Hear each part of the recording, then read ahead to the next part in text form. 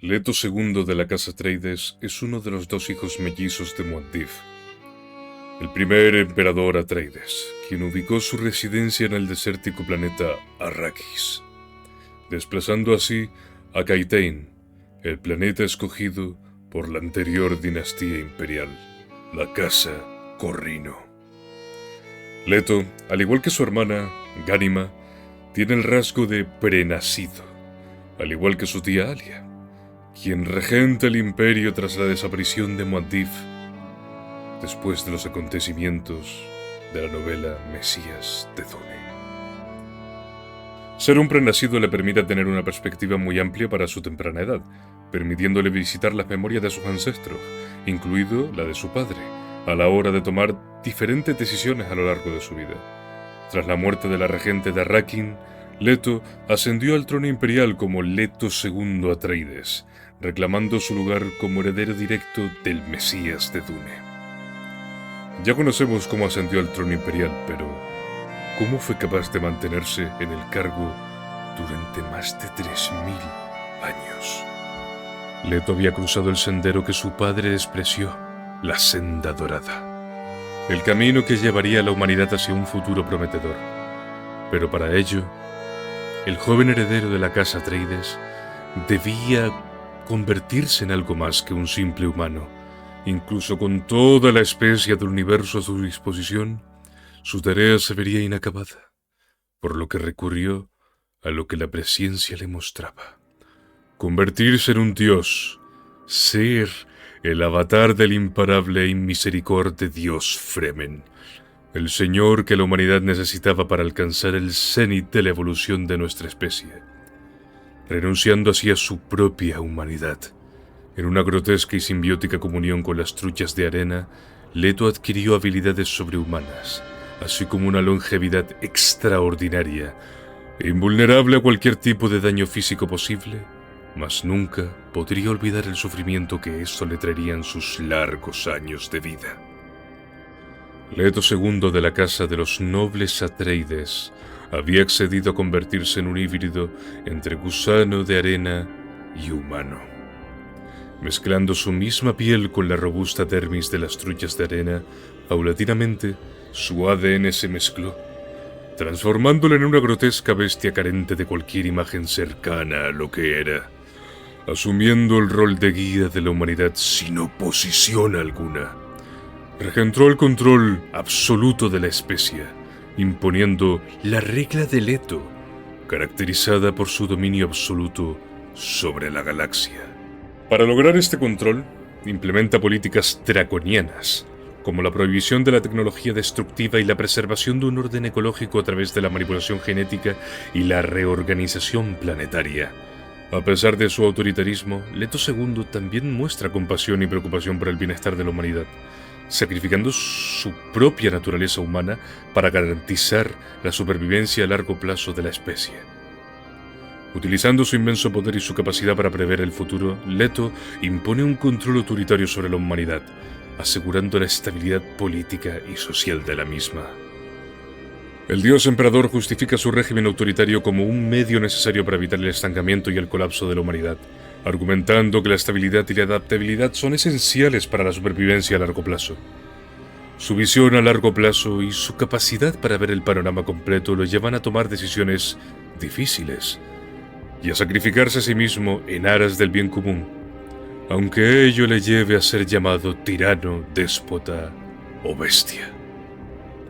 A pesar de su poder y su omnisciencia, Leto II también experimentó emociones humanas tan básicas, tales como la duda y una serie de conflictos internos, cuestionando su propia naturaleza y su papel en el destino de la humanidad, siendo este el gran dolor que penetraría en su invulnerable coraza de gusano, convirtiéndole en un ser profundamente poderoso, paternalista y a su vez en un niño asustado que quiso cumplir la misión que su padre rechazó, que el mismísimo Mesías de Dune, Muad'Dib, el Mesías Fremen, el protector de Arrakis, rechazó para vivir la vida como un hombre.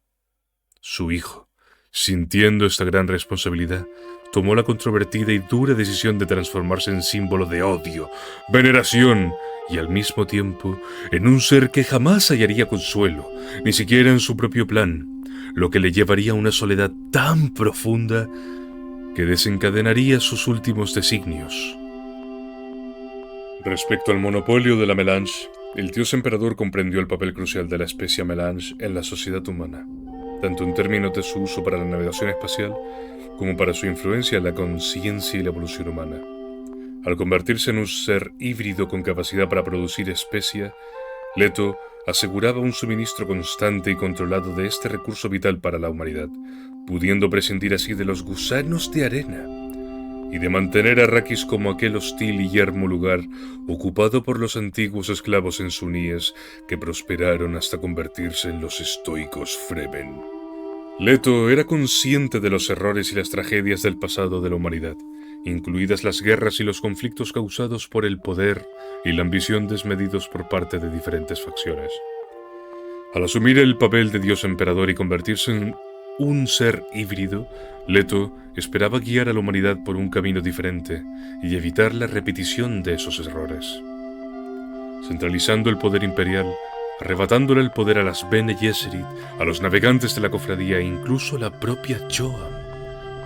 Al ser el custodio absoluto, eterno e indestructible de la Melange, se transformó en su único productor. En el pasado, los contrabandistas vendían especia en el mercado negro para sus propios fines, inflando y controlando una economía sumergida, que, tras la regla de Leto, nadie se atrevería a contrariar al emperador de Arrakis, evitando que la especia pudiese ser controlada más allá de sus poderosas manos. Para sorpresa de muchos, Leto desmovilizó a los Fedaykin, las legiones fanáticas de Fremens, que conquistaron la galaxia para su padre, sustituyéndoles por las habladoras pez, guardianas ahora de la regla de Leto, quienes harían preservar la paz en la galaxia.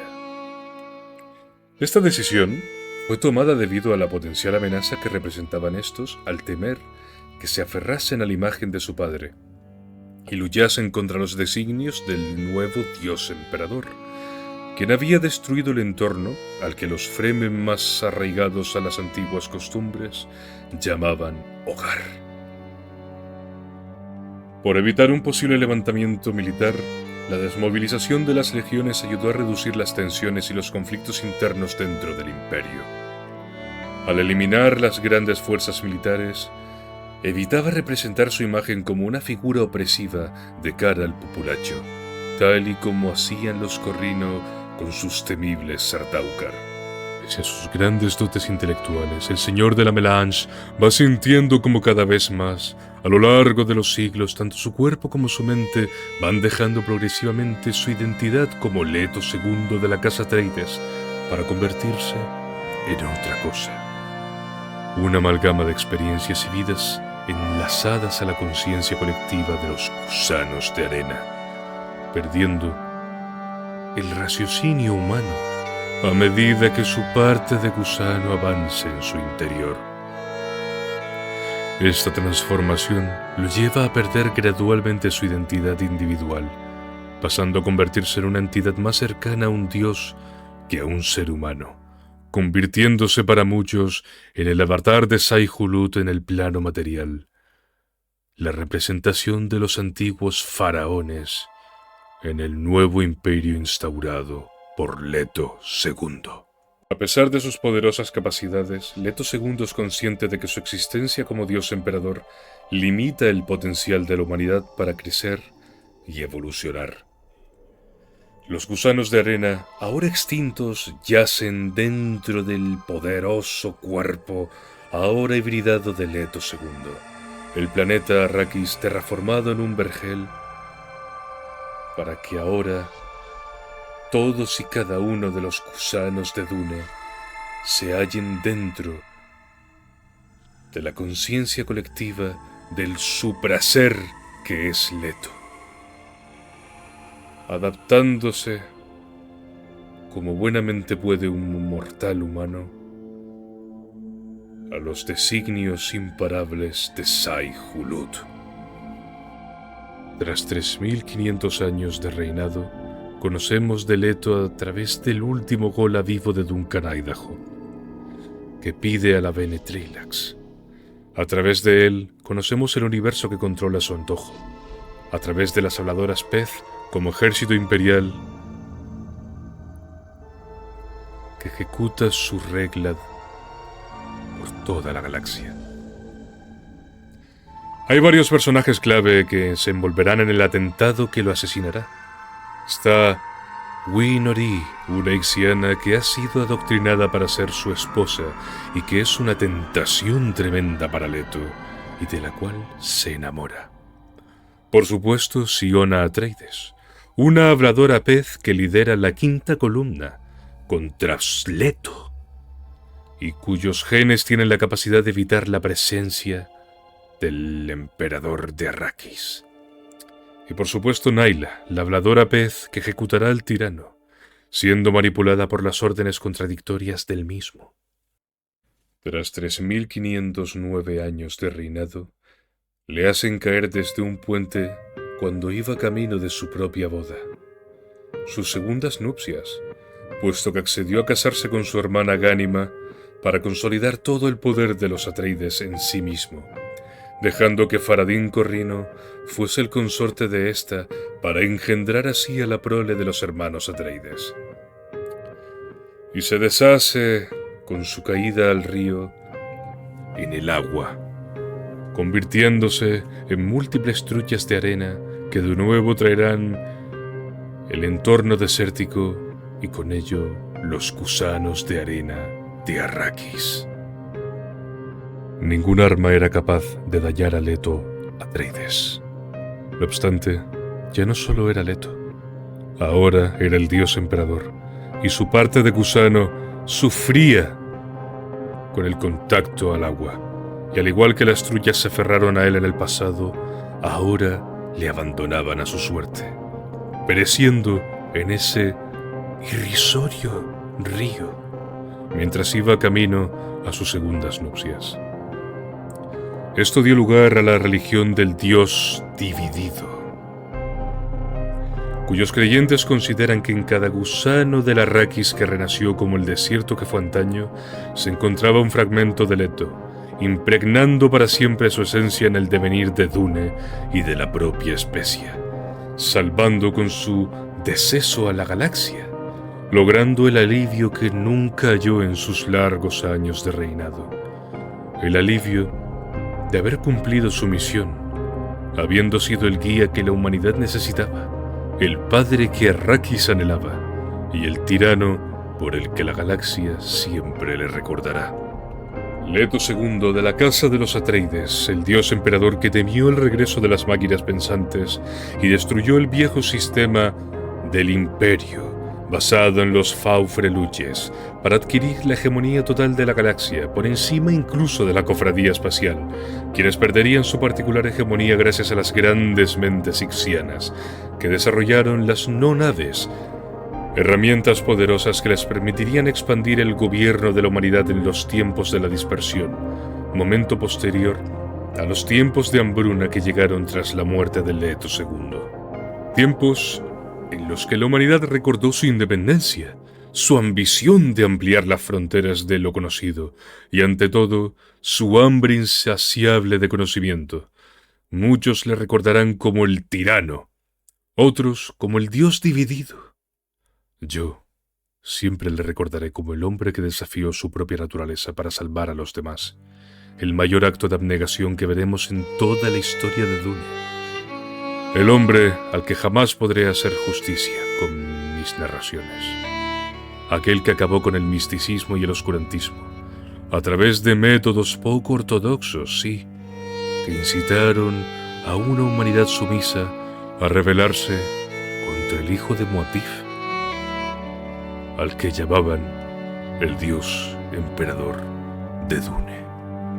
Y recordad, amigos míos, caminantes de Arrakis, la mejor forma de honrar al dios emperador es accediendo al servidor de Discord de Dune Awakening hispano.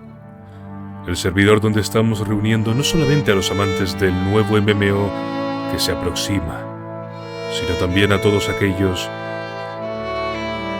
amantes del lore, como yo. Ante todo, daros las gracias y desearos una feliz semana. Larga vida a los luchadores.